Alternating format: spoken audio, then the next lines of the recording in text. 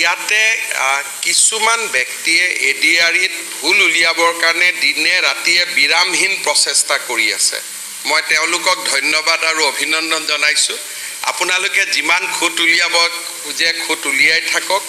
ইয়াৰ পৰা ক্ষতিটো হিমন্ত বিশ্ব শৰ্মাৰ নহয়, ক্ষতি হ'ব যুৱক যুৱতীসকলৰ। স্বপ্ন যদি ক'ৰবাত দুখ পায় যুৱক যুৱতীসকলে।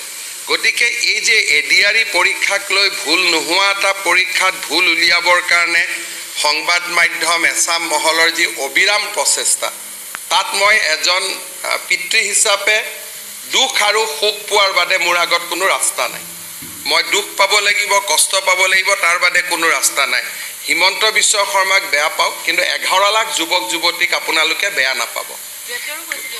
নাই কালি চাওক, যেতিয়া ঘৰত ডাঙৰ এটা উৎসৱ হয়, ক'ৰবাত কিবা অকণমান খেলি মেলি থাকে, সেইখিনিয়ে পৰীক্ষাটোত প্ৰভাৱ নেপেলায়। এইবিলাকৰ সাহিত্য সভা হ'লে আগতে আমি পেপাৰত পঢ়িছিলোঁ পাৰ্শ্বজ্যোতি বুলি।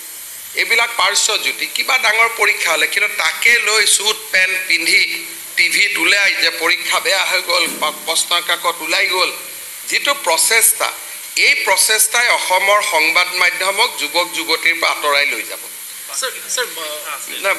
পৰীক্ষাটো সকলো ভালেই হ'ব, পৰীক্ষা নিশ্চিতভাৱে ভাল পাব। দুখীয়া ল'ৰা ছোৱালীয়ে চাকৰি পাব। যেতিয়া চাকৰি ৰিজাল্ট ওলাব, প্ৰতিজনৰ দেউতাক মাকৰ খবৰ ল'ব। সাহস থাকিলে ষ্টুডিঅ'টো দেউতাক মাকক মাতিব। দুখীয়া দৰিদ্ৰ পৰিয়ালে চাকৰি পাব। কিন্তু পৰীক্ষাটোত ভুল উলিয়াবৰ কাৰণে একাংশ সংবাদ মাধ্যম যেনেকৈ নামি পৰিছে, তেনেকুৱা হ'লেতো কোনেও পৰীক্ষাই নাপাতিব ভৱিষ্যতে ভয়তে। মই ভয় নকৰোঁ বুলিহে পৰীক্ষাটো পাতি আছোঁ। মোৰ পিছততো পৰীক্ষা পাতিবই মানুহে ভয় কৰিব।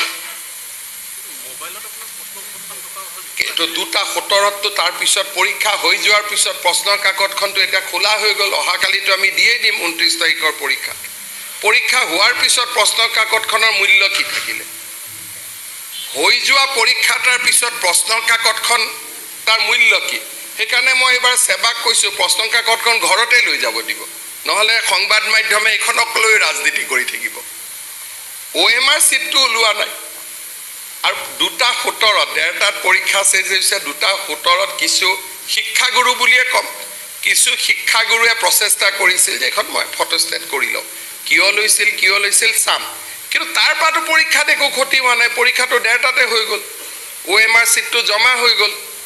আৰু প্ৰশ্নৰ কাকতখন কি আছে? বিয়া হৈ যোৱাৰ পিছত পেণ্ডেলটোৰ যেনেকুৱা অৱস্থা হয় তেনেকুৱাইতো। পৰীক্ষা হৈ গ'ল, তাৰ প্ৰশ্নৰ কাকতখনৰ কি মূল্য আছে? চক্ৰ নহয়, আপোনালোকৰ ভিতৰতে আছাম।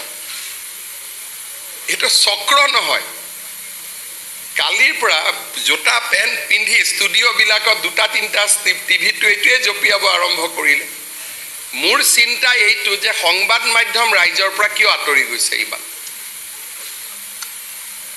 আপোনালোকে ইমান আঁতৰি যোৱাৰ প্ৰয়োজন নাই। 11 লাখ ল'ৰা ছোৱালীক পৰীক্ষা বেয়া হোৱা বুলি কৈ দিলে, ৰাতিটো 2-এজনে আত্মহত্যাও কৰি ল'লেহেঁতেন দুখত কষ্টত। যে ইমান পৰীক্ষা দিলোঁ, চৰকাৰক এটা সোধা নাই যে কি ঘটনা হৈছে। আগতে নিউজ বজাই দিলে। এটাতো সোধক চৰকাৰক যে 11 লাখ ল'ৰা ছোৱালীৰ জীৱন জড়িত হৈ আছে।